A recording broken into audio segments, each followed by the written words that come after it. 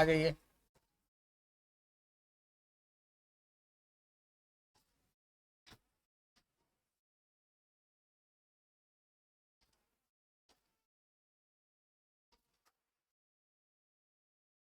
Characteristics of सजीवों के लक्षण बता रहे हैं।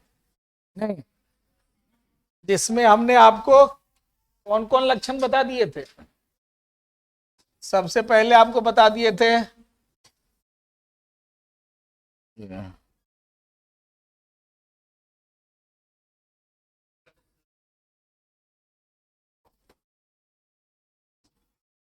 सेलुलर स्ट्रक्चर, दूसरा रिस्पायरेशन, और तीसरा यहीं तक ना बताए थे। ठीक है, और आज बताएंगे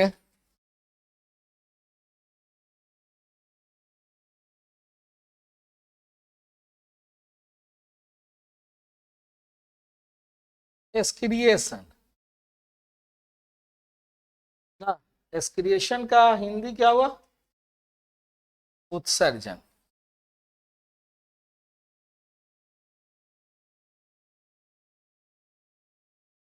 ये बताओ कि जिस पृथ्वी पर जितने भी जीव हैं, चाहे वो प्लांट हो या एनिमल, सब के सब उत्सर्जन करते हैं। उत्सर्जन का उद्देश्य क्या है और क्या उत्सर्जित करते हैं? हाँ?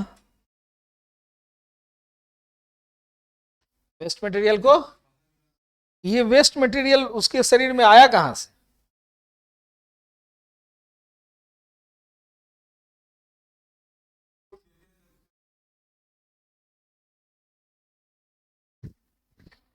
पौधों में वेस्ट मटेरियल होता है। हम्म?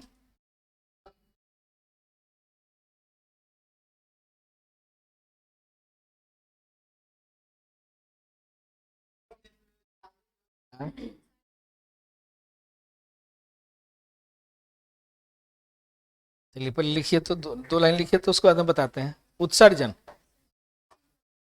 है? अरे सेलुलर स्ट्रक्चर, रिस्पायरेशन, न्यूट्रिशन, ये सब पढ़ा चुके हैं तो। है? नहीं,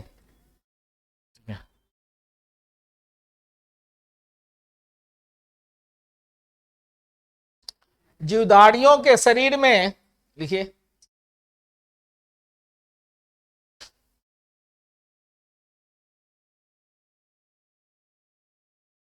उपापचयी क्रियाओं के परिणाम स्वरूप, उपापचयी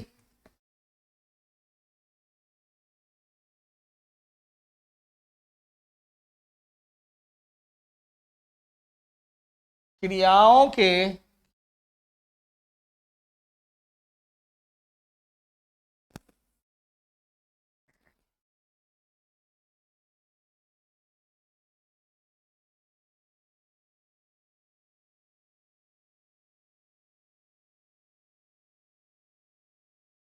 उपापचयी क्रियाओं के परिणाम स्वरूप कुछ विषैले एवं अपशिष्ट पदार्थों का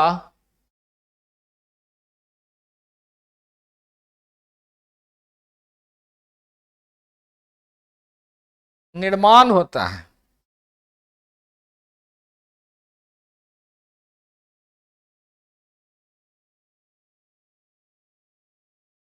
जिसका शरीर से बाहर निकलना,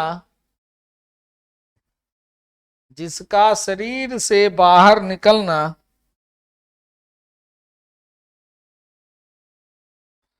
उत्सर्जन कहलाता है।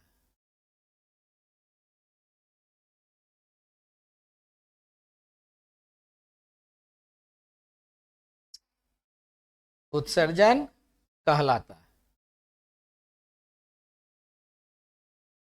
जैसे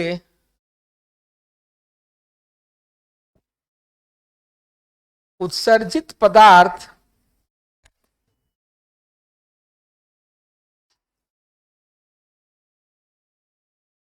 अमोनिया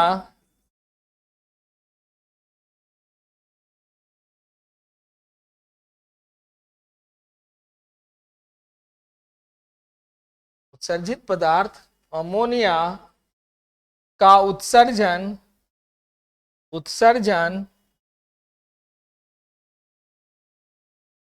प्रोटोजोआ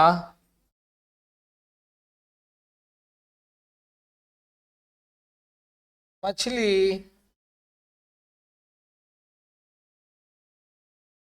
टैडपोल्स टैडपोल्स मतलब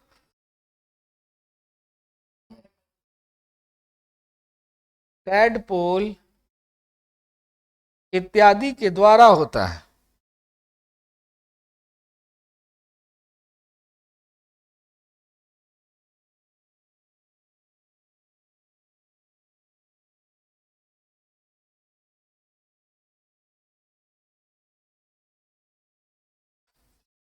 फिर नीचे से यूरिक अम्ल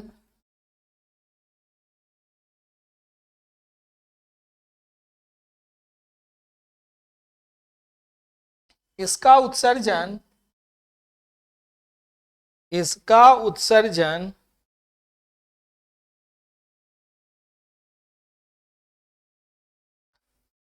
कीट प्राणियों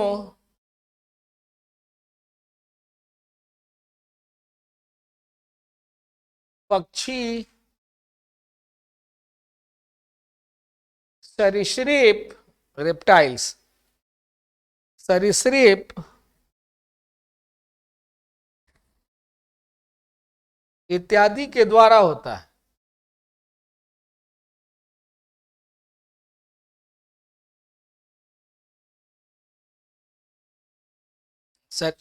सरीसृप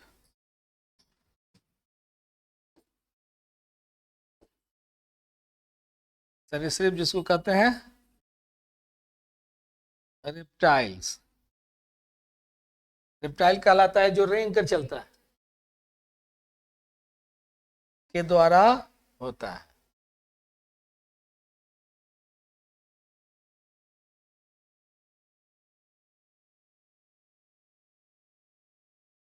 उसके बाद लिखोगे यूरिया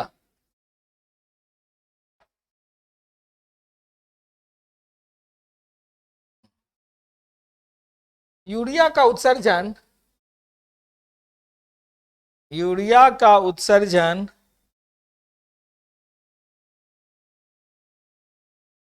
स्तनधारी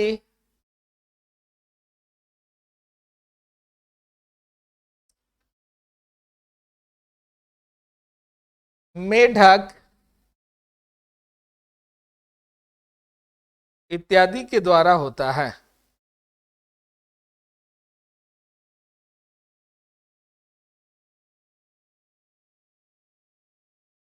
नोट में लिखो पौधे भी बेकार पदार्थों को उत्सर्जित करते हैं।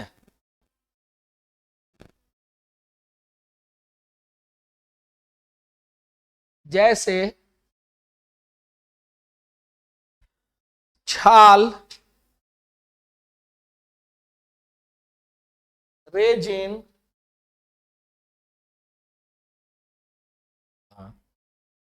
प्लास्टिक ये रबड़ बनता है रेजिन गोंद हींग खाने वाला जो हींग नहीं होता है हींग लेटेक्स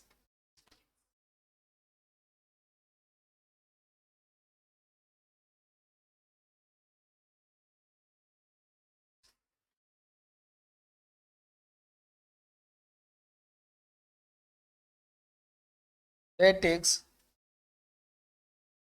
हाँ इत्यादि का उत्सर्जन करता है।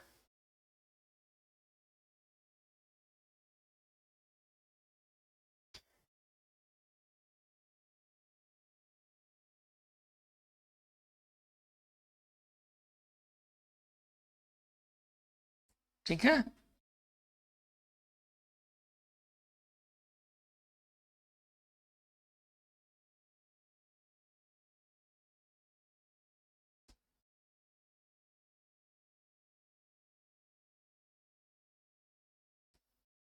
तो उत्सर्जन का उद्देश्य है बेकार पदार्थों को बाहर निकाल।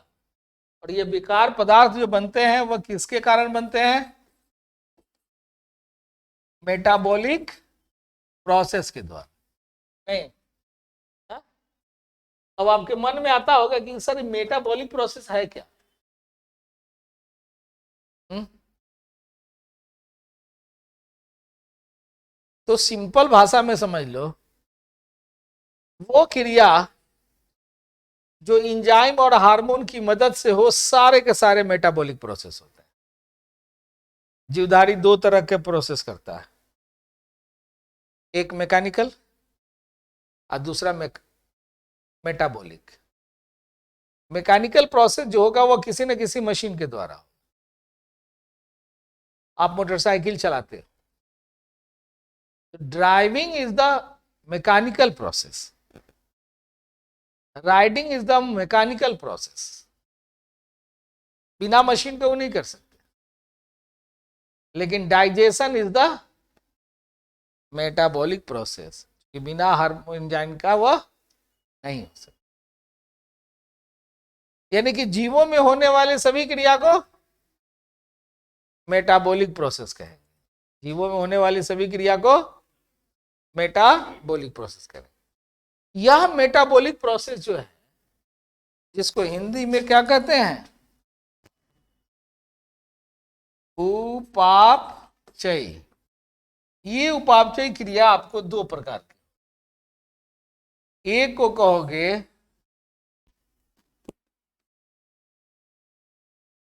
एनाबोलिज्म, दूसरा कहोगे केटाबोलिज्म। ठीक है, एनाबोलिज्म को हिंदी जानते हो क्या होता है? उपचय। उपचय है, और इसका हो गया अपचय। क्या हो गया? कौन कौन? उपचय और अपचय। और दोनों मिला तो क्या हो गया? उपापचय। हाँ। उपचय जो होता है ना, यह निर्माणकारी है।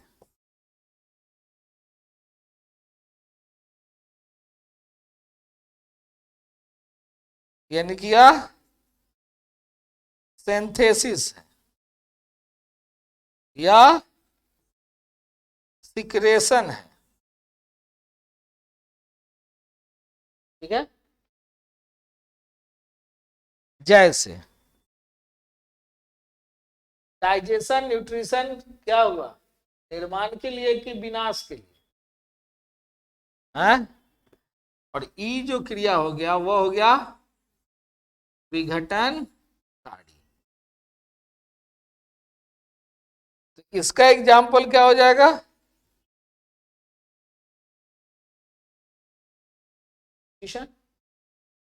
इसका एग्जाम्पल हो गया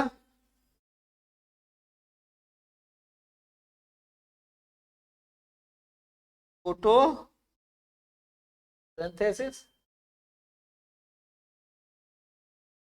इसका एग्जाम्पल हो गया formation of blood, formation of hormone, formation of enzyme, formation of sperm, formation of ovule. सब क्या हो रहा है?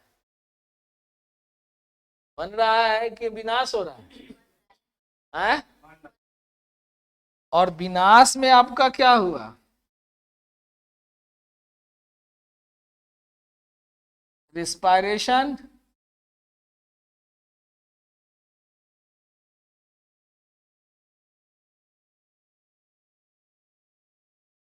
डिकम्पोजिशन ऑफ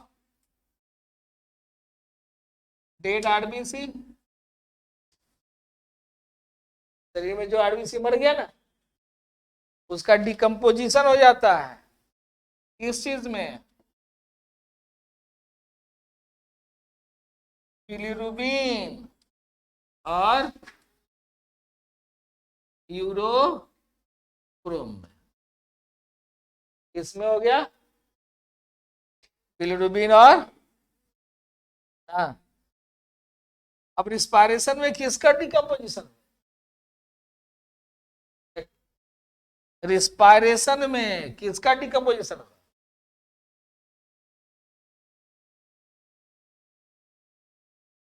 कल ही ना बताया, मैंने पिछले क्लास में बताया था,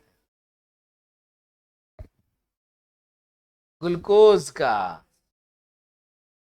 किसका डिकम्पोजिशन हुआ, तो रिस्पायरेशन को उपचय कहोगे कि अपचय,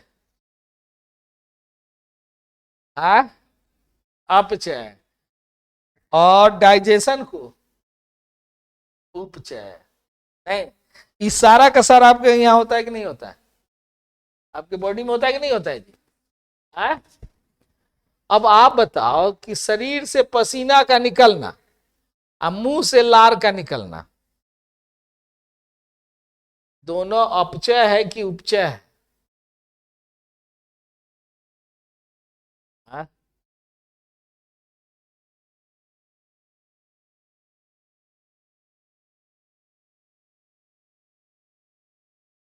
अच्छा, पसीना का निकलना अपचय, कैसे,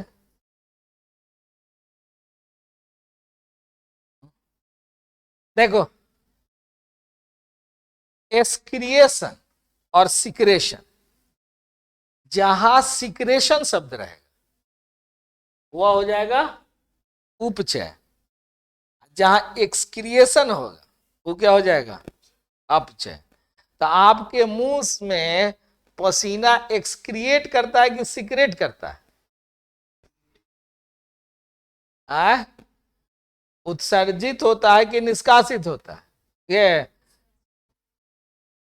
निकलता है, सिक्रेट करता है या एक्सक्रिएट करता है, सिक्रेट करता है, सिक्रेशन होता है ना, तो सिक्रेशन शब्द जहां रहेगा वो क्या कहलाएगा, और एक्सक्रिएशन जहां रहेगा, तो पसीना एक्सक्रिएट किया कि सिक्रेट किया, एक्सक्रिएट किया, नहीं, तो ये टर्म पकड़ोगे तभी जाके तुमको परीक्षा में पकड़ाएगा, एक्सक्रिएशन और सिक्रेशन। हार्मोन का निकलना, हार्मोन का एक्सक्रिएशन की सिक्रेशन, सिक्रेशन ना, तो क्या कहलाएगा, उपचय, क्या कहलाएगा, उपचय। ये बिलिरुबिन हमारे बॉडी में एक टॉक्सिक पदार्थ है, ये लोग जो है ना एक टॉक्सिक पदार्थ, ये बिलिरुबिन जब ज्यादा निकलेगा ना तो यही बिलिरुबिन के कारण पीत में पीलापन होता है, bile colour is yellow and greenish, green और येलो होता है, तो उसमें येलोइश कलर जो आता है वो किसके कारण, बिलिरुबिन के कारण, ठीक है।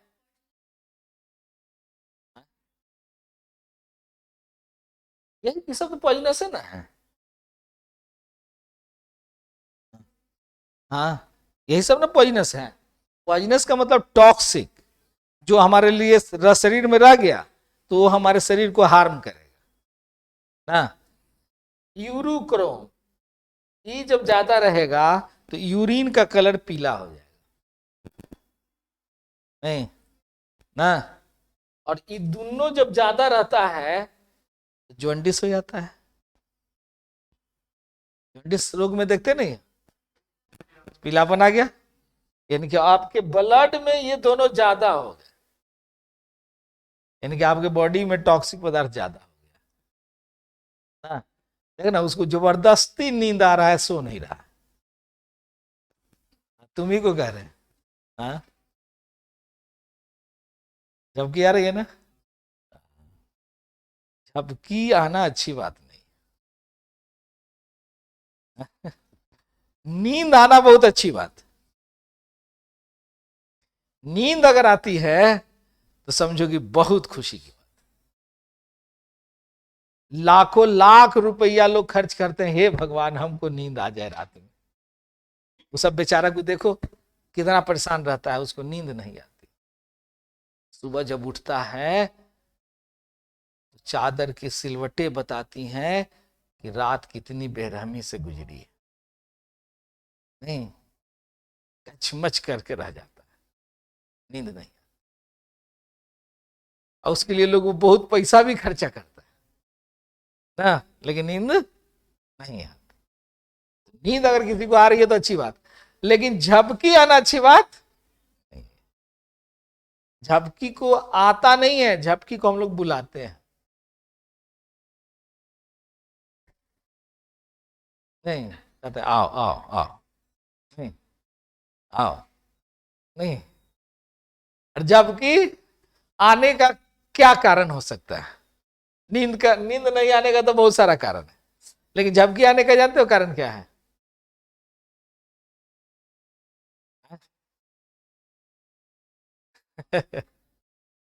वो ऐसा कारण है कि वही में करेगा। सबसे पहला कारण, यदि आपको मोनोटोनी हो जाए। मोनोटोनी मतलब एक रास्ता जहां बैठे हुए हो वो आपको अच्छा नहीं लग रहा। जैसे जैसे जाते हो ना किसी सत्यनारायण भगवान की कथा में, नहीं, वो नींदे में रहता है तो स्वाहा कर रहा है, नहीं, वो कथनों समझा दो यार, ठीक से बैठो ना। और जब पंडित जी बोलेंगे स्वाहा तो उनकी आवाज टाइट होगी, इसकी आवाज स्वाहा लय में करेगा, नहीं। लेकिन जैसे ही प्रसाद की बारी आएगी तो सबसे पहले उसी का हाथ रहेगा। नहीं, फिल्म देखने जाएगा 3 घंटा में उसको एक बार भी आंख नहीं झपकी लेगा, वो एक एक शॉट देखना चाहता है। नहीं नहीं, मोनोटोनी वहां नहीं आ रही है ना, एक्साइटमेंट बना रहता है। नहीं, एक्साइटमेंट की बात रहती है, पैसा से मतलब नहीं है ना, एक्साइटमेंट की बात है ना। और दूसरा मेजर कारण यह है कि जब आपके ब्रेन में ऑक्सीजन की कमी हो जाए ना, तो जैसे ही ब्रेन में ऑक्सीजन की कमी होती है, जब नींद आता है तो लोग क्या करता है, देखता है कि नाक से हवा नहीं जा रहा है, तो लोग मुंह खोल के और दरवाजा खोल करता है। नहीं, ज्यादा से ज्यादा हो रहा है, खिड़की से हवा कम आ रहा है, दरवाजे खोल दो। नहीं है? तो हमेशा आप एक्साइटेड रहिए और ब्रेन को ऑक्सीजन दीजिए। और इस ब्रेन को ऑक्सीजन देने का एक मात्र बढ़िया उपाय यही है कि आप जरा सा सुबह में उठकर कम से कम 5 किलोमीटर पैदल चलो। पैदल जब भी चलिए तो यह बात का ध्यान रखिएगा, सीना तना हुआ, सिर उठा हुआ चलो, तो लगे जैसे कहा कि कोई पदाधिकारी जा रहा है।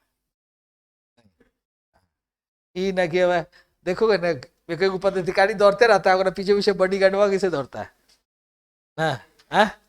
वैसे नहीं करता है। नहीं, तो ये जब करोगे ना तो 1 सप्ताह आपको तंग करेगा, 1 सप्ताह के बाद में इतना ना ब्रेन में ऑक्सीजन आपको एक्यूमुलेट हो जाएगा कि दिन भर ताजगी रहेगी। नहीं, हम लोग 12-12 घंटा, 8-8, 9-9 घंटा, कभी कभी 12-12 घंटा क्लास में खड़े खड़े रह जाते हैं, क्लास में कहीं झपकी नहीं आती। नहीं आने का कारण है कि सुबह में उठकर जब तक हम लोग थोड़ा सा मॉर्निंग वॉक नहीं करेंगे तब तक फिर मन नहीं लगेगा, लगेगा कि अब दिन भर पड़ा रहे, ऑक्सीजन हमने लिया ही नहीं। हाँ, रिजर्व से कितना लंबाई दूरी तय कीजिएगा, टंकी में फुल कीजिए, और टंकी फुल होगा आपको मॉर्निंग में। हाँ, जब आपको रिस्पायरेशन चैप्टर जिस दिन पढ़ाएंगे उस दिन आपको दिखाएंगे कि किस तरह से सुबह में टहलने से आपको कौन कौन से फायदा होता है। नहीं तो ये सब कहानी इसलिए सुना है कि तुम्हारा माथा पर के भाग हो। नहीं हा? नहीं चलिए, तो उपचय और अपचय समझ में आया कि नहीं आया? आ गया? अगर आ गया तो निर्माणकारी कौन हुआ? एनाबोलिज्म, विघटनकारी। ये दोनों क्रिया हमारे शरीर में होगी कि नहीं होगी? है? अब देखो इतना जो दूर हम पढ़ाए, अब जैसा देखो कितना क्वेश्चन आपसे बन जाएगा। आपको दिया रहेगा कि बताइए कि पौधे के द्वारा जो फोटोसिंथेसिस हुआ यह उपचय था कि अपचय था कि उपापचय था? एप्रोप्रिएट आंसर क्या हो जाएगा? उपचय। नहीं, आपको दिया रहेगा आपका बाल जो बढ़ रहा है यह उपचय है कि अपचय है? उपचय की अपचय? बाल का बढ़ना,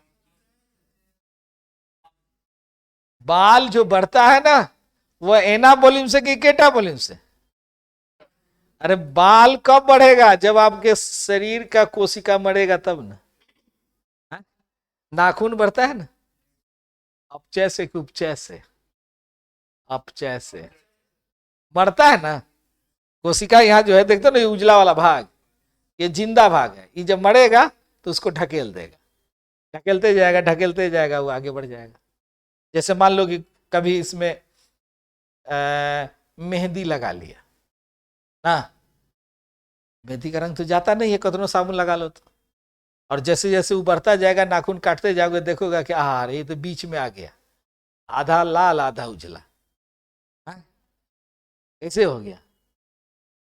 वो कहला मेहंदी अभी लगाएगा ना, ना वो कर उंगली देख रहा है। हाँ? हाँ, ठीक है।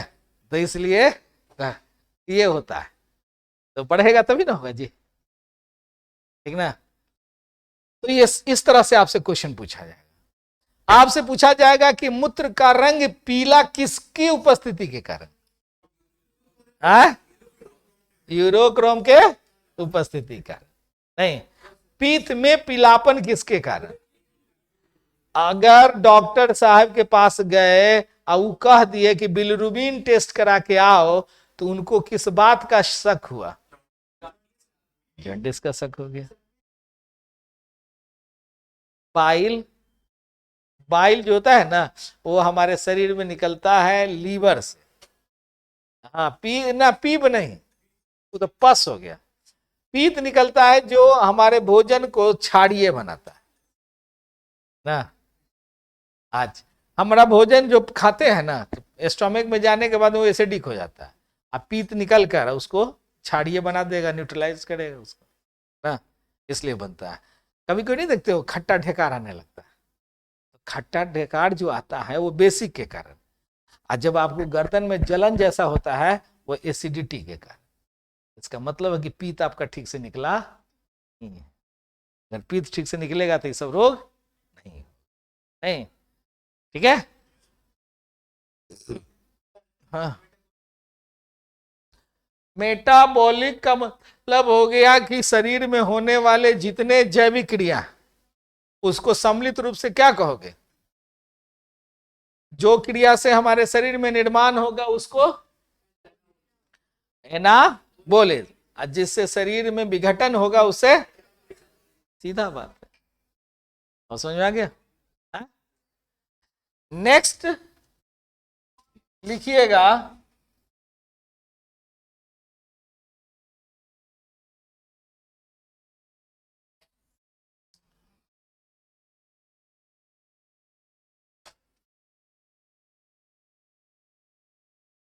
डी में ग्रोथ।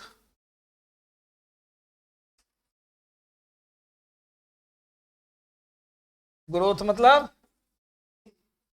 वृद्धि।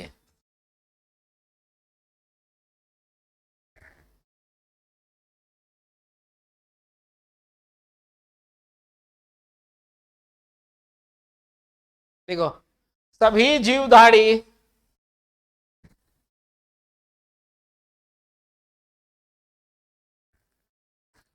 अपने वातावरण में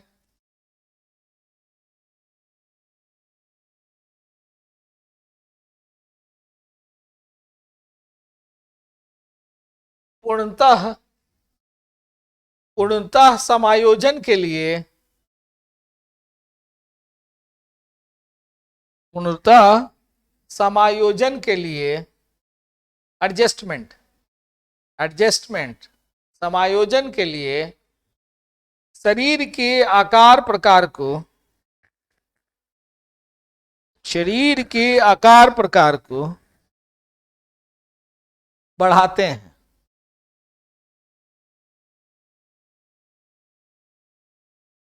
जिसे वृद्धि कहा जाता है, जिसे वृद्धि कहा जाता है।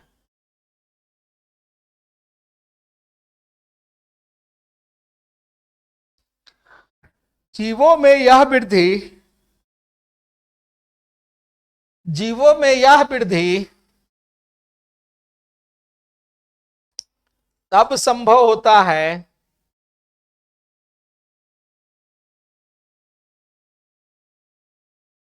जब जब उपचय की क्रिया अपचय से ज्यादा हो।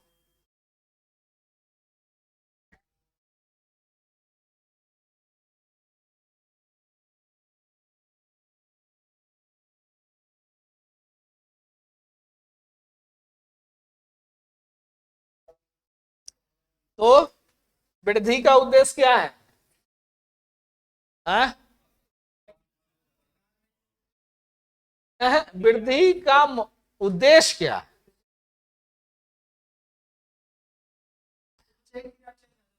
अपने वातावरण में पूर्णतः एडजस्टमेंट। एक छोटा सा पेड़ है, वहां 8-10 पेड़ लगा दो, उसमें से जो पेड़ अगर बड़ा हो गया वो तो ठीक है, जो छोटा हो गया उसको कठिनाई आएगी कि नहीं आएगी? क्या कठिनाई आएगी उसको?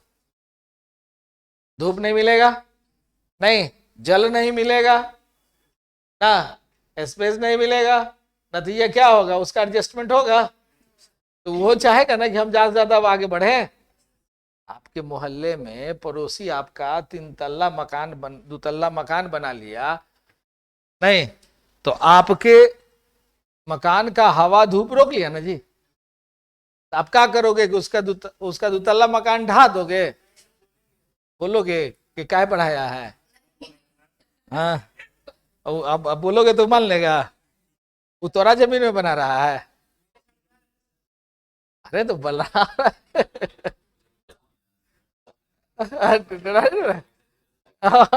तो हमारा बनाया। तो तुम क्या करोगे कि जब वो 2 तल्ला बना लिया तो हम 3 तल्ला बना लेंगे, तो तुम्हारा वृद्धि होगा कि नहीं होगा? ये ना करना है कि ओकरा जाके डांटने जाओगे, अरे क्या है? ना, तो आप वृद्धि कीजिए, नहीं वृद्धि कीजिएगा तो चारों तरफ से सबका मकान बड़ा बड़ा बन गया, आपके घर में ना धूप आ रहा ना हवा आ रहा, नहीं तो परेशानी हो जाएगी। तो विकास कीजिए। आप इतने लोग बैठे हुए हैं, इसमें सब पदाधिकारी हो जाए, 2-4 वो नहीं हुआ, उसको दिक्कत होगा कि नहीं होगा? है ना?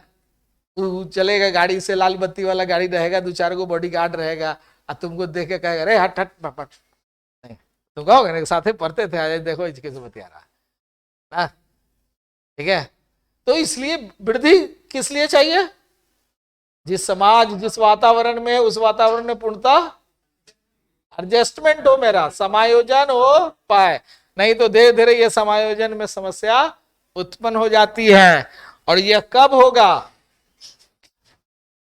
जब उपचय अपचय से ज्यादा हो, तो इसको क्या कहोगे? वृद्धि। क्या कहेंगे इसको? नहीं। अब आप बताइए कि यदि अपचय ज्यादा और उपचय कम हो जाए तो क्या होगा?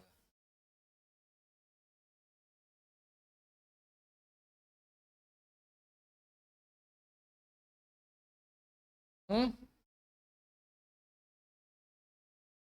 अरे कुछ नहीं, ये जो ये हर्षिकार है ना, ये केवल आकार हो जाएगा। हम्म? नहीं, बुढ़ाना हो जाओगे। हैं? ठीक है, तो कब तक वृद्धि होगी? उपचय ज्यादा और कम। बुढ़ापा का मतलब क्या है? और उपचय कम। नहीं, बच्चा जिस समय जन्म लेता है उस समय उपचय क्या रहता है? मैक्सिमम। और अपचय मिनिमम। इसका मतलब क्या हुआ? हम्म? जन्म। अब यही उल्टा हो जाता। अपचय मैक्सिमम और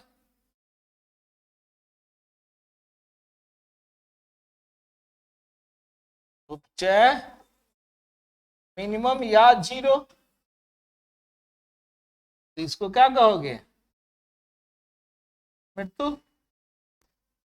नहीं, मृत्यु का तात्पर्य किससे है?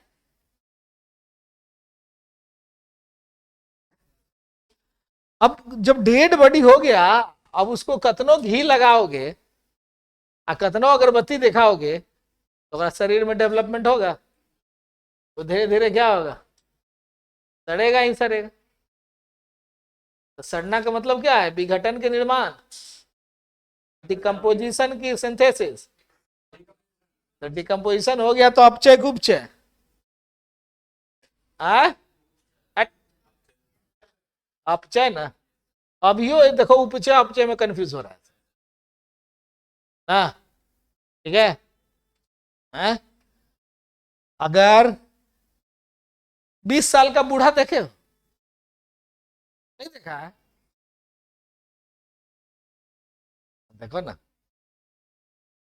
20 साल का बूढ़ा नहीं देखते हो? खाए पिया एकदम हिल रहा है, खूब खा रहा है, दुबला पतला है, हिल रहा है ना। कहा तो सीढ़ी चढ़ने के लिए तो 13 बार हाँफेगा। उम्र है 20 साल। इसका मतलब है कि उसके शरीर में क्या हो गया? उपचय कम, अपचय ज्यादा। नहीं? हाँ? 4 तल्ला पर चढ़ना है तो बचवा सबको देखते हो, फुट फुट फुट फुट चढ़ गया। नहीं, अब बूढ़ा आदमी को देखो तो 4 सीढ़ी चढ़े, सांस लेगा, रुकेगा। तो दिक्कत होगी नहीं होगी? हाँ? तो ये बात समझ में आ गई? नहीं, नहीं बढ़ेगी। डिकम्पोजिशन हो रहा है। जो मरा ना वो डिकम्पोज हो गया, वो आगे नहीं बढ़ा। मरने के बाद ऐसा नहीं होता। अगर मरने के बाद अगर बाल दाढ़ी अगर बढ़ता ना, तो जितना मम्मी रखी हुई है सब, अरे वो मम्मी नहीं, मम्मी डेड बॉडी को एक विशेष स्लेब में लगा के रख देते हैं ना। हाँ, इजिप्ट वाला सब तो 300-300 साल, 400-400 साल पुराना है। केमिकल डाला हुआ है ना। तो केमिकल किस लिए डाला गया है? कि डेड बॉडी डिकम्पोज नहीं करे, यानी कि उसमें बैक्टीरिया नहीं लगे। लेकिन जो इंटरनल डिकम्पोजिशन है वो तो ही रहा।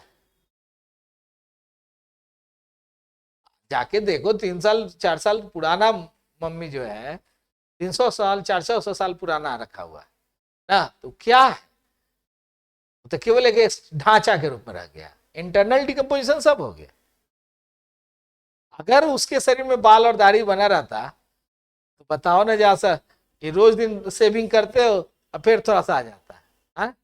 1 महीना छोड़ देते हो तो इतना इतना बड़ा बड़ा हो गया, और 300 साल में तो इतना बड़ा हो जाएगा कि तो पूरा पिरामिड बाले का हो जाएगा, तो रहेगा कहते। तो ये लोग कहने के लिए कहता है कि हे मरला के बाद में यो बढ़ता है नहीं, जितना कब्रस्तान है सबके खुदाई करके देखो, खाली बाले बाल रहता, सबसे ज्यादा बाले रहता, वो बाल नीचे नीचे नीचे नीचे बढ़ते रहता, अगल पड़ोस के घर के अंदर अंदर घुस गया रहता ना, जहां खुदाई करता है पता चलता ये बाल है। इसलिए ये सब जो है ना लोगों का एक मिसकंसेप्ट है, इस सब में ध्यान नहीं देना ना, नहीं बढ़ता है। तो पहले ये उपचय उपचय समझ में आ गया, हाँ, इससे क्वेश्चन बनेगा। अब आप हमको बताइए कि हमने आपको अभी जो चीजें बताई है,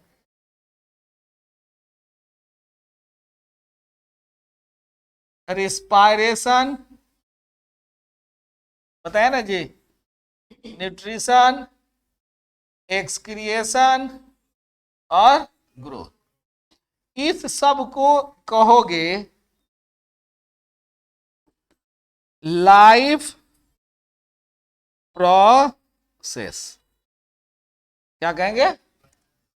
लाइफ प्रोसेस। क्या कहोगे? जब तक ये नहीं होगा जीवन जिंदा नहीं रह सकता। लेकिन अब जो आपको एक प्रोसेस बताने जा रहे हैं, और वो जो प्रोसेस आपका है वह है रिप्रोडक्शन। रिप्रोडक्शन मतलब प्रजनन। आप बताओ कि प्रजनन का उद्देश्य क्या है? कोई जीवधारी क्यों प्रजनन करना चाहता है? बना काहे के लिए बनाना चाहता है?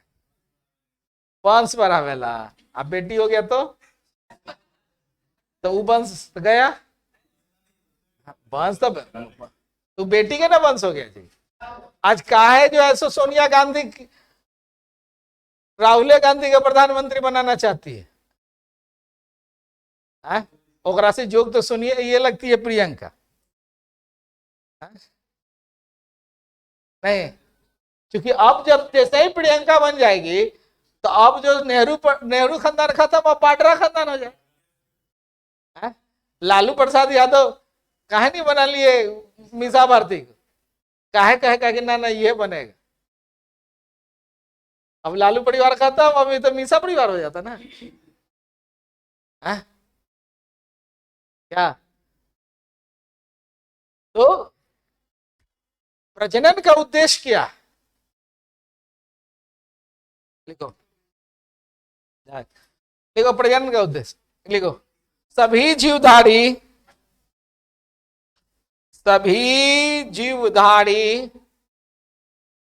अपने ही तरह के परंतु छोटे आकार में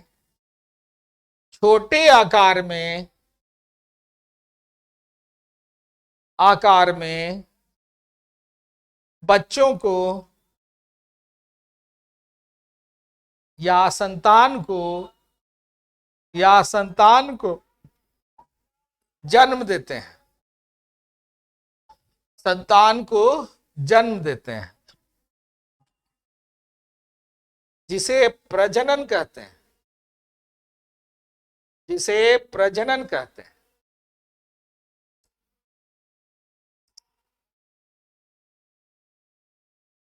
प्रजनन का उद्देश्य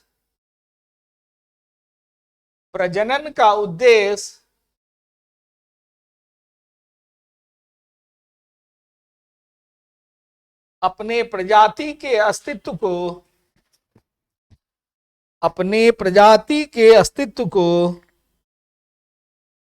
बनाए रखना है। प्रजाति के अस्तित्व को बनाए रखना है।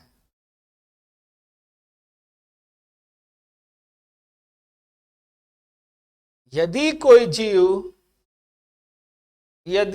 जीव प्रजनन क्रिया ना करे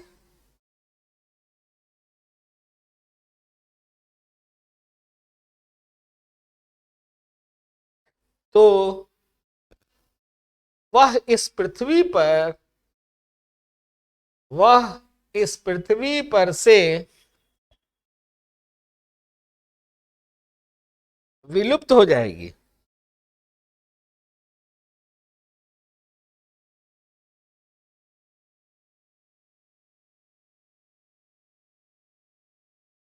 तो पता चला प्रजनन का उद्देश्य क्या है? प्रजाति के अस्तित्व को, इन प्रजाति उसका इस पृथ्वी पर कंटिन्यू रहे। नहीं, अगर एक शेर बच्चा देना बंद कर दे तो हम लोग किताबों में पढ़ा करेंगे ना कि एगो शेर हुआ करता था जिसे जंगल का राजा कहते थे। नहीं है? उसी तरह से मनुष्य की भी अगर प्रजाति खत्म हो जाए, नहीं तो होगा ना, ये मनुष्य हुआ करता था जो दो पैर पर चलता था, नहीं जिसे दो पाया कहते थे। हाँ?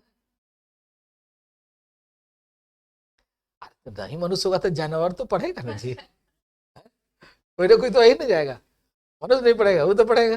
नहीं तो टेट्रापोडिक लोग पढ़ेगा डाइपोडिक के बारे में, चौपाया पढ़ेगा दुपाया के बारे में, जैसे आज दुपाया पढ़ता है चौपाया के बारे में ना। चौपाया को टेट्रापोडिक कहते हैं और हम लोग हैं डाइपोडिक, दो पैर हम लोग के पास में। ठीक है, तो ये प्रजनन का उद्देश्य समझ में आ गया। प्रजाति के अस्तित्व को बनाए रखने। अब आपके सामने एक क्वेश्चन डाल रहे हैं।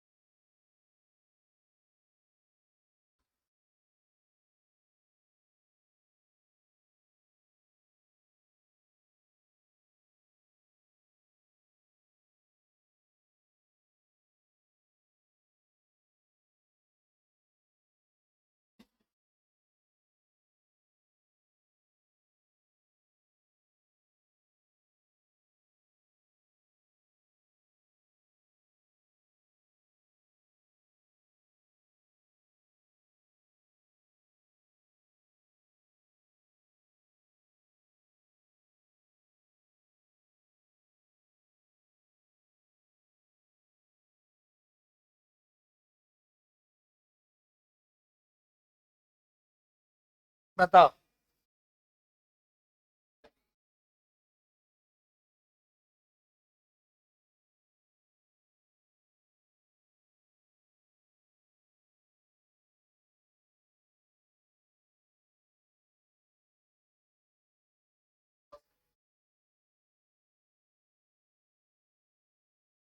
पहली बात कि आप लोग अपने आप को सोच लो, बार बार हम कह चुके हैं कि अगर बीपीएससी की तैयारी कर रहे हैं तो अपने आप को पदाधिकारी सोचो, कभी चपरासी मत समझना सर।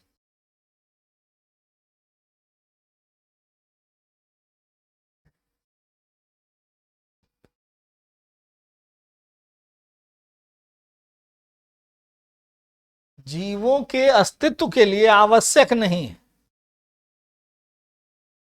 चार क्वेश्चन, चार ऑप्शन दिए, अभी पढ़ा चुके हैं आप लोगों को, जो पढ़ाए हैं उसी से वो क्वेश्चन बीपीएससी स्टैंडर्ड दिए। सभी आवश्यक है।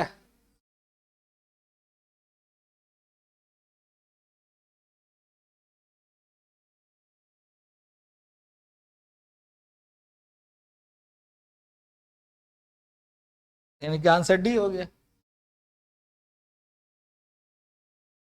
चलो एक बार और क्वेश्चन पढ़ो। जीवों के जीवों के अस्तित्व के लिए है? मतलब क्या निकला कि जीव खुद जिंदा रहे उसके लिए प्रजनन जरूरी है।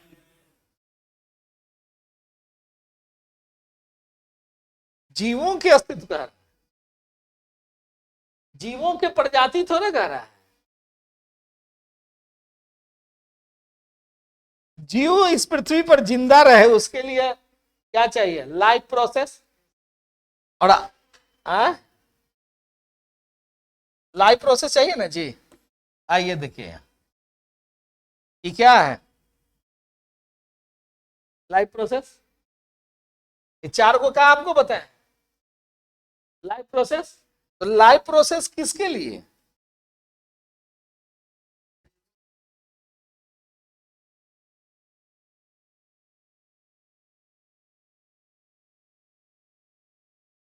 जीव के अस्तित्व के लिए नहीं। हाँ? और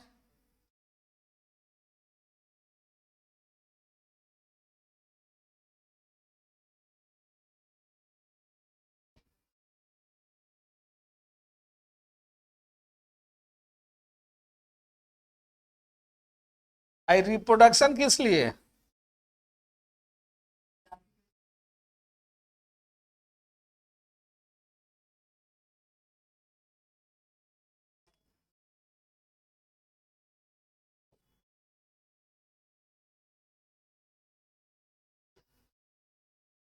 प्रजनन किस लिए चाहिए?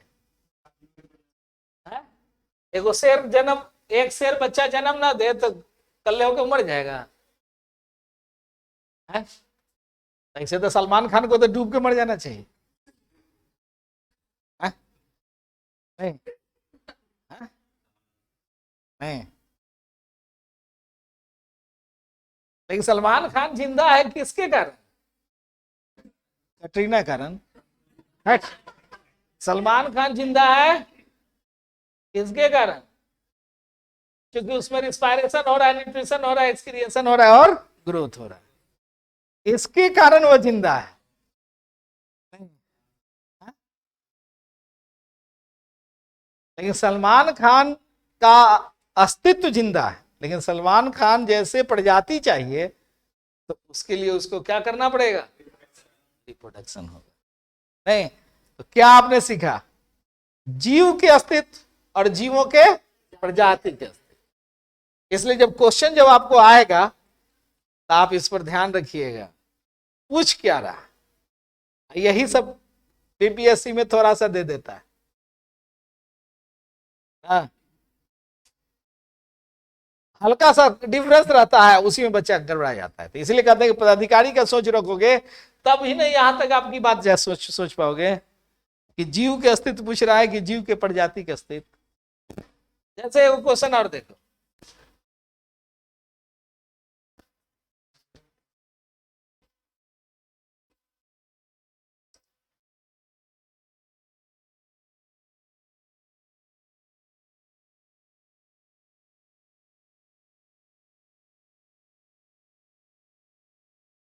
फल पकने के लिए क्या चाहिए?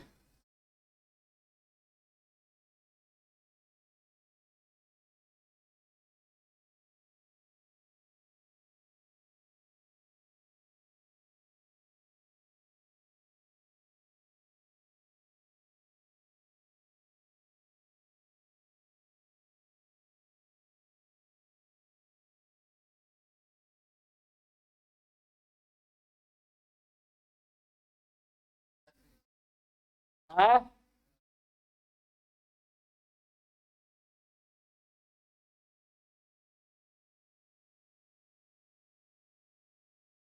नहीं वही लिख कर दे दिया परीक्षा में बस, फल पकने के लिए। वो वहां थोड़े चिट्ठी लिखिएगा कि नेचुरली कि आर्टिफिशियली, जो आया है उसी को। हाँ?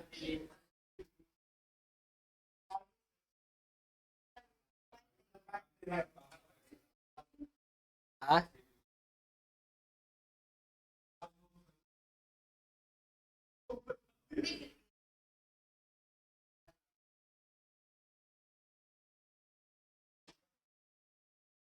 अब यही क्वेश्चन को यहाँ पकने की जगह पर पकाने दे देता।